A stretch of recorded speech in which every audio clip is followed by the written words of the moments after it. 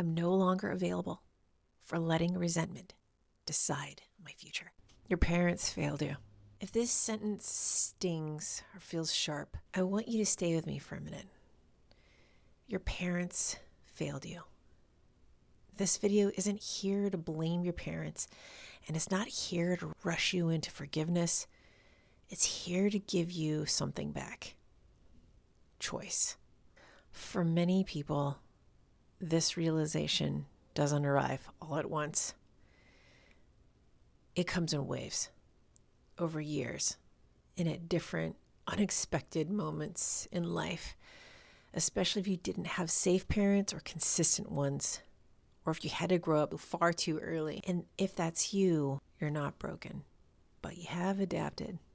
Some ways are good, and some ways it might be time to let go of. This is part of my 365-day self-trust salve.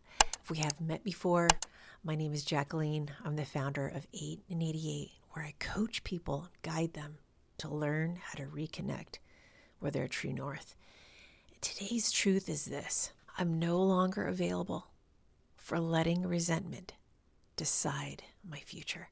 And that doesn't mean that resentment doesn't show up if your parents didn't do the best job or a job you wish they could do. It just means that I will decide not to let it steer or run the story anymore. And this is where many people quietly feel lost. They feel stuck. They think healing means fixing the past or fixing their parents or understanding why it happened or understanding why it happened deeply enough that if it finally was understood, maybe it would stop hurting. But that's not how this works. I want to share a client story with you.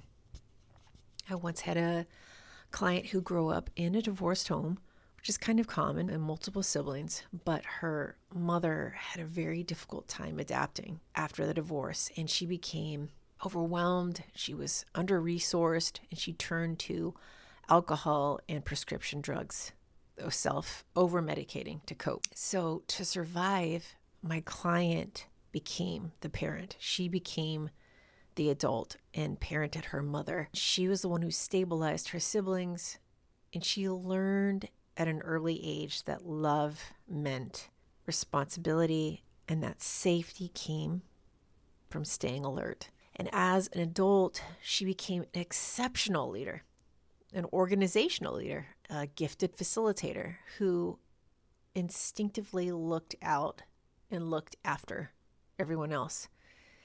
But those early patterns followed her into her relationships, and she tolerated things that she never, ever would do to someone else, like lying, infidelity. And it wasn't that she didn't see it. It was because her nervous system was just so used to it, learned that staying meant adapting, that surviving child in her felt that she always needed to adapt regardless of the circumstances to make things work. And that minimizing, shrinking herself was the only way that love could work. And so over time, this took a toll. And her work now is learning how to nurture herself without feeling guilt or shame. And when those old feelings arise, that urge to fix the thing, the sense of not being enough or the impulse to manage everyone else, she learned to redirect that energy. And one of those tools now she uses is baking. Not because baking fixes the past, but because it gives her a process, something grounding and creative, and something beautiful at the end. And I'd say baking is even a way of choosing herself instead of running into the loop of self-judgment or getting into over-responsibility, and slowly, almost like rising out of the rubble or the ashes of her childhood, she began to recognize her value. Not because she became perfect, not because she looked a certain way, changed her body, her face, her makeup. All those things are superficial. They're wonderful things.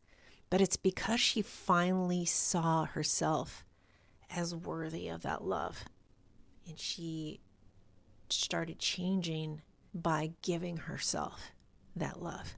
And when she saw herself as worthy, she chose to leave a relationship that would no longer serve her.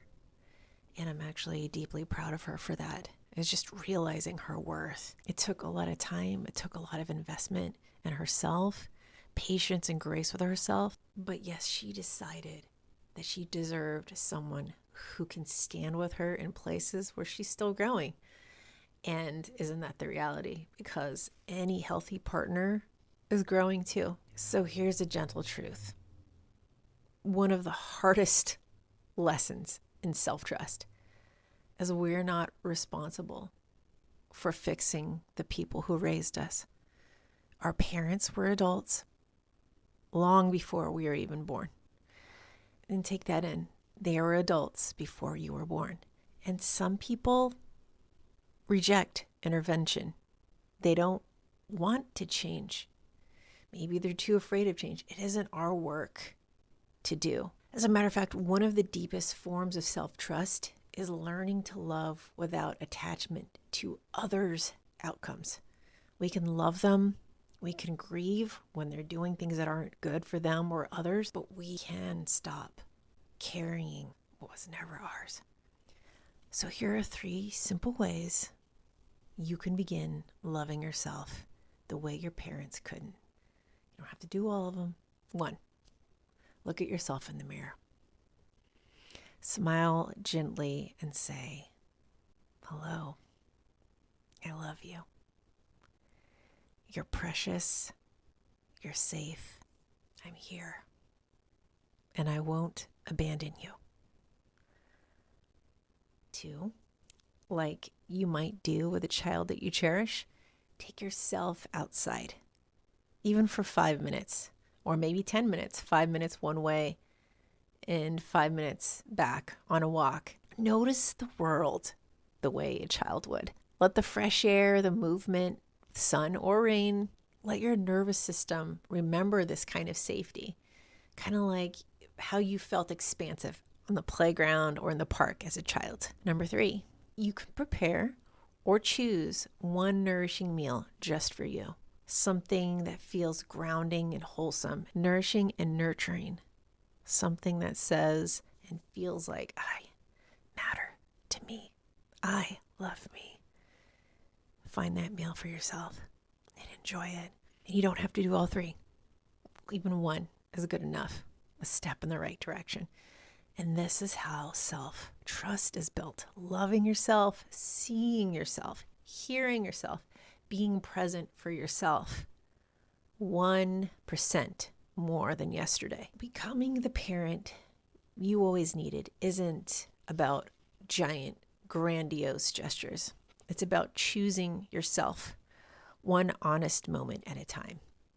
And every time you do, you interrupt an old pattern that did not begin with you. If this work resonates with you and you want support rebuilding self-trust through the body, through the nervous system, and tap into your deeper wisdom, your true north, there's a link below for one-to-ones. Reach out.